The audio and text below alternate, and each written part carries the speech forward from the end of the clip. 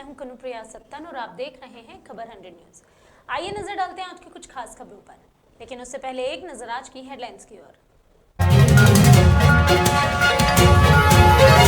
भोपाल में प्रदेश भाजपा कार्यालय पर पूर्व मंत्री अर्चना चिटनिस हुई बैठक में शामिल। मध्य प्रदेश के उपचुनाव में जीत का किया दावा।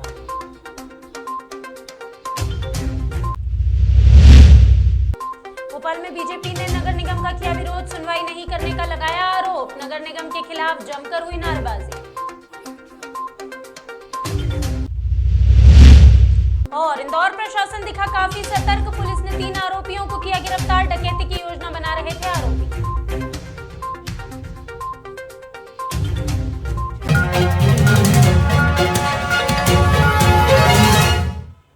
शुक्रवार को भोपाल में प्रदेश भाजपा कार्यालय पर बैठक के दौरान पूर्व मंत्री अर्चना चिटनिस शामिल हुई।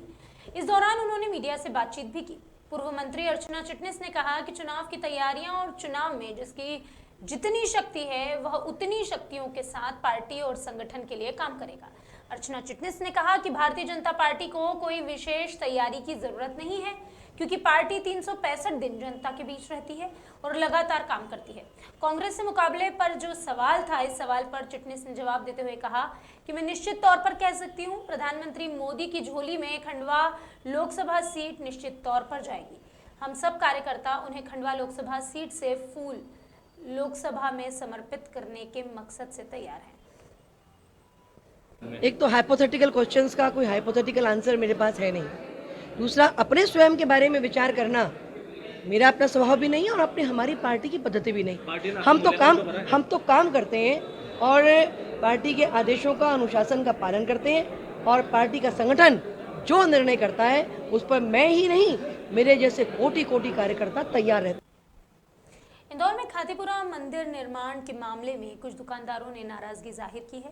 मीडिया से बातचीत करते हुए दुकानदारों ने बताया कि निर्माणाधीन मंदिर के कारण उन्हें दुकानों से बेदखल किया जा रहा है। हालांकि मंदिर पक्ष ने इसे प्रशासन की कार्यवाही बताकर अपना पक्ष सामने रखा। इस मामले में ट्रस्टी और महामंडलेश्वर लक्ष्मण दास जी महाराज और राम गोपाल दास जी ने भी बताया कि मंदिर के बाहर स्थित दुकानें नाली पर बनी है और अवैध है। इन्हें हटाने की कार्यवाही नियमानुसार की जा रही है। जगह नहीं दे सकते, अभी जबरदस्ती दबाव बना रहे हैं कि तुम्हारे मंदिर में जगह दो। अब सरकार तो बुलडोजर लाके रोज तोड़ने जा रही है, क्यों? इनका सरकारी जमीन में अतिक्रमण है। इनका यहाँ पे दुकान लगाना कोई किसी बात का कोई औचित्य ही नहीं है। क्यों?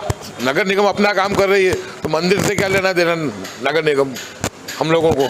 अब कल तोड़े कि हम जाकर बुलडोजर आके खड़े हो गए।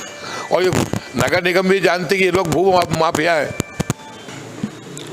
आरोप भैया 15 साल से लोग आरोप ही लगाते आए हैं मेरे ऊपर, लेकिन आरोप अगर सिद्ध हो जाते तो मैं जेल में होता। वो इतना बड़ा मंदिर नहीं बनता जो हमारे ट्रस्ट के ट्रस्टियों ने और इंदौर की जनता ने जितना सौहार्द दिया, जितना प्रेम दिया, आज ये इंदौर की शान हो गई है। भव्य अति भव्य दिव्य अति दिव्य राम मंदिर जो बना हुआ है। अब जो आरोप लगाने वाले हैं वो तो हरिजन थाने में भी जाकर के लगा देते हैं, कलेक्टर में भी लगाते हैं, कमिश्नर में भी लगाते हैं और सक्षम अधिकारियों के द्वारा निष्पक्ष जांच हुई है जिसमें हम बेदाग बरी हुए हैं। हमारे ऊपर कोई किसी प्रकार का दाग नहीं है। इंदौर की लसूड़िया थाना पुलिस ने दुष्कर्म के एक आरोपी को गिरफ्तार किया है। बताया जा रहा है कि आरोपी ने पीड़िता को शादी का झांसा देकर उसके साथ कई बार दुष्कर्म किया और बाद में शादी करने से इनकार कर दिया। दरअसल दोस्ती, प्यार, मोहब्बत और धोखा कुछ ऐसा ही शहर के एक बॉडी बिल्डर ने एक युवती के साथ किया।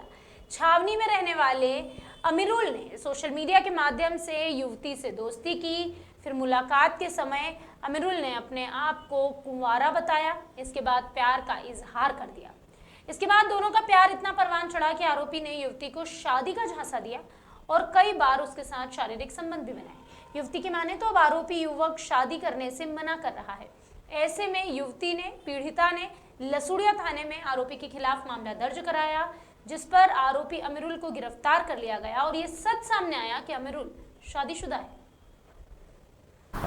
कल एक फरियादिया ने प्रकरण दर्ज कराया है जिसमें उसने बताया कि उसकी एक टिंडर ऐप है, एक युवक से दोस्ती हुई।